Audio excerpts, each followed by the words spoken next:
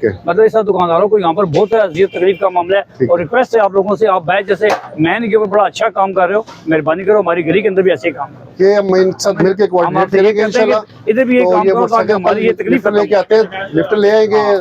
आप आगे बाजार की कंडीशन देखें, ये सुबह से शाम तक मोटरसाइकिल यूं ही लगे होते हैं, सुबह से शाम तक यूं ही हर दुकान क्या कर, और हर दुकानदार को तकलीफ है, हर दुकानदार। यहाँ पे किसी को कहो ना मोटरसाइकिल हटाओ करे तेरी क्यों नहीं करिए। नहीं वो बात चल ठीक है, आया गाँव की रिस्पेक्ट है, गाँव से अंदर लड़ना नहीं, लेकिन ये कोई तरीका नहीं कि ये मुस्तकिल पार्किंग है जी। यहाँ पूरा मोती बाजार मुगल सराय का हर बंदा यहीं पार्क करता है मोटरसाइकिल, हमारी गली स्पोर्ट गली के अंदर